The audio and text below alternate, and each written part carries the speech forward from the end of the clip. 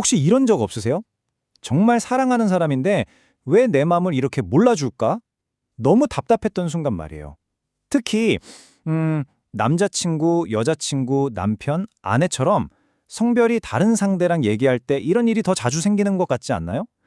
오늘은 우리가 왜 이렇게 서로를 모해하는지 그 진짜 이유를 한번 제대로 파헤쳐 보겠습니다. 대체 왜 우리는 자꾸만 겉도는 대화를 하게 되는 걸까요? 분명 같은 한국말로 이야기하는데도 꼭 주파수가 다른 라디오처럼 서로의 말을 그냥 스쳐 지나가는 느낌일 때가 많잖아요. 자, 이 질문에 대한 답을 지금부터 같이 찾아가 보시죠. 아주 현실적인 예시부터 한번 볼까요? 아내가 집안일 좀 도와줘 라고 말할 때요. 이게 그냥 문자 그대로 일을 나눠서 하자는 뜻일 수도 있지만 그 속에는 당신이랑 뭐든 같이 하면서 연결되어 있다고 느끼고 싶어 라는 마음이 숨어 있을 수 있다는 거죠. 이건 단순한 일 분담 요청이 아니라 사실은 관계에 대한 신호인 셈이에요. 자, 그럼 이런 차이는 도대체 어디서부터 오는 걸까요? 이런 현상이 있다는 건 알겠는데 그 뿌리가 뭔지 궁금하잖아요. 우리가 왜 이렇게 다르게 말하고 다르게 듣는지 그 기원을 한번 거슬러 올라가 보겠습니다. 우리가 다르게 반응하는 이유는 크게 두 가지로 볼 수 있어요. 하나는 선천적인, 그러니까 생물학적인 차이예요. 남녀는 뇌 구조나 호르몬 같은 게 미세하게 달라서 감정을 처리하거나 스트레스에 반응하는 방식에 영향을 받죠. 그리고 또 하나는 환경적인 요인인데요. 어릴 때부터 남자는 이래야지, 여자는 저래야지 하면서 배우는 것들이 우리 대화 방식에 그대로 녹아드는 거예요. 이런 차이는 진짜 어릴 때부터 보여요. 남자애들은 보통 싸울 때 직접적으로 부딪히죠. 막 치고 받고 싸우다가도 서열 정리 딱 되면 언제 그랬냐는 듯이 또 같이 놀잖아요. 금방 끝나요. 근데 여자애들 갈등은 좀 달라요. 관계 중심적이라서 누구를 무리해서 빼거나 안 좋은 소문을 내는 식으로. 눈에 잘 보이진 않지만 훨씬 더 오래가고 상처도 깊게 남는 경향이 있죠. 그럼 어릴 때 이런 패턴들이 자라서 어른이 되면 어떻게 될까요? 이제 성인 남녀가 나누는 뭐랄까 두 개의 다른 대화 세계로 한번 들어가 보겠습니다. 모든 걸 딱 한 문장으로 압축하면 바로 이겁니다.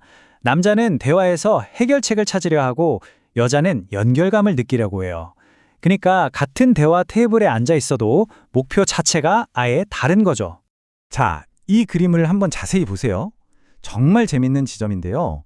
남자는 문제 중심, 결론부터 딱 말하는 직접적인 화법을 선호하죠. 반면에 여자는 과정을 중요하게 생각하고 감정적인 유대람, 그러니까 공감을 훨씬 더 우선시해요. 그래서 말이 좀 간접적일 수 있고요. 예를 들어서 여자가 오늘 회사에서 너무 힘든 일이 있었어 라고 말할 때 진짜 원하는 건 그래서 어떻게 할 건데 라는 해결책이 아니라 아이고 그랬구나 진짜 힘들었겠다 이 공감의 한마디일 때가 훨씬 많다는 겁니다. 여기서 진짜 중요한 얘기를 해볼게요. 이 대화 방식의 차이가 그냥 좀 불편한 수준의 문제가 아니에요.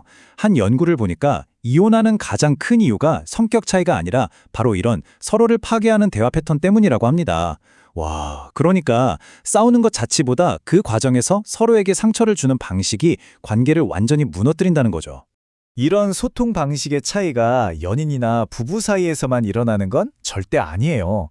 우리가 매일 가는 회사, 즉 사회생활에서도 정말 큰 영향을 미칩니다. 한국 직장 내 성불평등 문제를 한번 보세요. 여전히 존재하는 남녀 간의 임금 격차나 높은 직급으로 갈수록 여성이 거의 보이지 않는 문제들이요. 이게 단순히 법이나 제도의 문제일까요? 아니에요. 조직 안에서 서로 소통하는 방식, 그 문화와도 아주 깊이 연결되어 있습니다. 이 숫자를 한번 보시죠. 29.3%. 2023년 기준 한국의 성별 임금 격차입니다. 이게 OECD 국가 중에서 가장 큰 수치예요. 이렇게 그냥 차이가 있다가 아니라 구체적인 숫자로 딱 마주하게 되면 문제의 심각성이 확 와닿죠. 근데 똑같은 현실을 보면서도 남녀의 생각은 정말 다를 수 있어요. 남성들은 가뜩이나 취업도 힘든데 여성을 위한 정책들이 오히려 역차별이라고 느끼면서 불만을 가질 수 있죠. 반면에 여성들은 보이지 않는 장벽, 이른바 유리천장이랑 회사에서 겪는 일상적인 성차별 때문에 분노를 느끼고요. 서로 살아온 경험이 다르니까 같은 걸 봐도 이렇게 다르게 느끼고 오해는 더 커지는 겁니다. 자, 이제 가장 중요한 부분입니다. 우리가 왜 다른지, 그 간극이 왜 생기는지 어느 정도 이해했잖아요? 그럼 이제 어떻게 그 사이를 메울 다리를 놓을 수 있을까요? 아주 구체적이고 실용적인 방법들을 한번 살펴보겠습니다. 먼저 남성분들을 위한 팁입니다. 해결책부터 바로 던지기 전에 딱 멈춰서 상대방의 감정을 먼저 읽어주세요. 그랬구나, 힘들었겠다. 이 한마디가 정말 마법 같은 효과를 낼 때가 많아요. 그리고 결론만 딱 잘라서 말하지 말고 왜 그런 생각을 하게 됐는지 그 과정이란 배경을 좀 설명해주면 상대방이 훨씬 더 존중받고 연결되어 있다고 느낄 거예요. 이번엔 여성분들을 위한 팁이에요. 상대방이 문제 해결 중심으로 생각하는 경향이 있다는 걸 이해하고 때로는 대화의 핵심이랑 내가 원하는 걸 좀 더 명확하게 전달하는 게 오해를 줄일 수 있어요. 빙빙 돌려 말하기보다 나는 이랬으면 좋겠어 라고 간결하고 직접적으로 말하는 게 훨씬 더 좋은 소통 전략이 될 수 있습니다. 그리고 이건 남녀 모두에게 해당하는 정말 강력한 소통 도구입니다. 바로 나 전달법인데요. 너는 왜 맨날 그래? 라고 상대를 비난하는 대신에 나는 네가 뭐 할 때 뭐한 기분이 들어. 이렇게 나를 주어로 말하는 거예요. 예를 들면 내 말이 무시당하는 기분이었어 라고 말하면 상대방도 방어적으로 나오지 않고 대화를 훨씬 부드럽게 이어갈 수 있게 되죠. 우리가 이 모든 노력을 하는 목표는 서로 똑같아지는 게 절대 아니에요. 이 슬라이드가 보여주듯이 우리의 목표는 서로의 다름을 그냥 있는 그대로 이해하는 겁니다.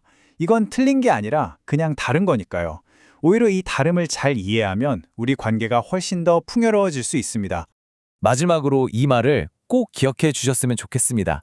이해는 동의가 아니다. 그저 상대방의 관점을 인정하는 것뿐이다. 상대방 말에 100% 동의할 필요는 없어요. 그냥 당신은 그렇게 생각하는구나, 그렇게 느끼는구나 하고 그 사람의 입장을 인정해 주는 것. 그것만으로도 우리 사이의 많은 갈등은 이미 절반은 풀린 거나 마찬가지입니다.